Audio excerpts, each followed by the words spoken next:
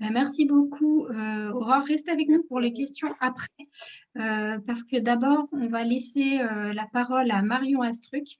Vous pouvez garder les questions de côté pour les poser à l'oral dans la petite séquence après ou les écrire dans le chat pour qu'on puisse les poser après. On laisse d'abord la parole à Marion Astruc, donc, qui fait partie de la maison de santé pluridisciplinaire à Aunac en Charente, où est mis en place le programme ET3P.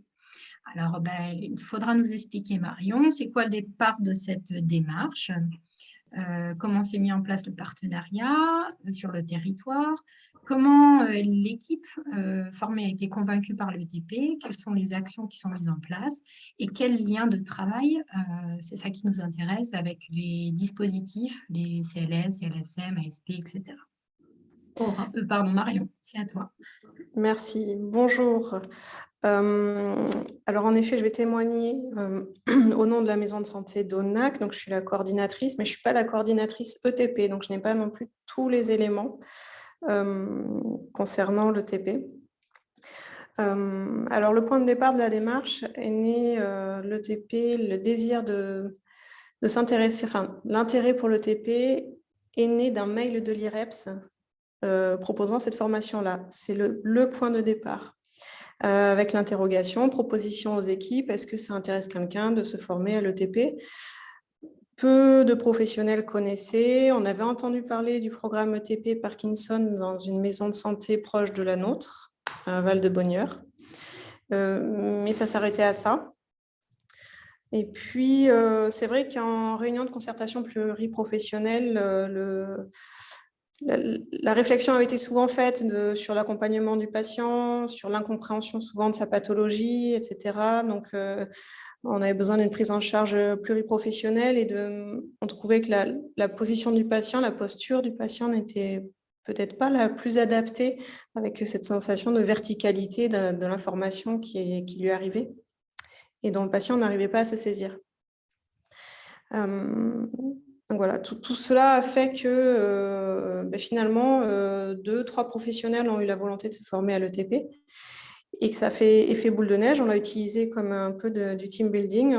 Il y a eu un gros groupe qui a décidé de se former finalement. Je crois qu'on était 7 ou 8 à la formation. Et les professionnels qui entrent dans notre pôle ont la connaissance que la majorité de l'équipe est formée, donc petit à petit se forment également. Ensuite,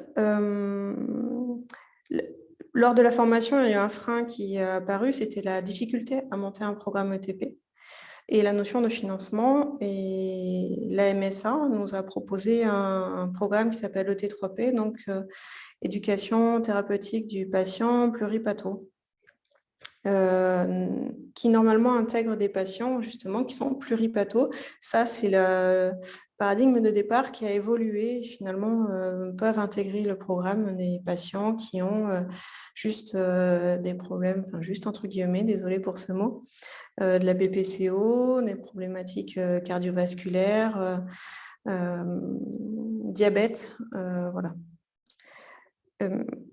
Ensuite, l'avantage d'avoir un programme ETP, on va dire clé en main, c'est que les professionnels n'avaient pas le temps et pas l'énergie, et puis étaient un petit peu perdus face au projet à monter et à l'investissement que ça demandait. Voilà, donc on s'est appuyé sur ce programme MSA.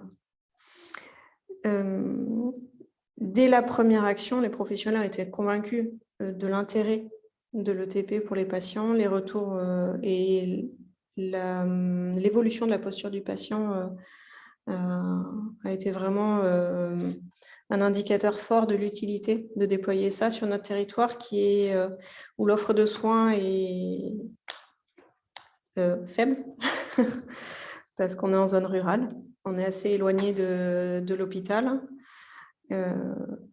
Et donc, c'est sûr que pour nous, le développement de l'ETP sur le territoire est nécessaire. Pour le recrutement,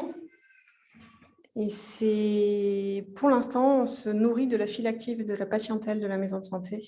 Et finalement, j'ai apporté peu d'eau au moulin concernant le travail avec CLS et autres structures car on s'appuie sur la patientèle. Alors, c'est vrai que le Covid a fait qu'on a fait des petits groupes et donc, pour l'instant, la patientèle suffit.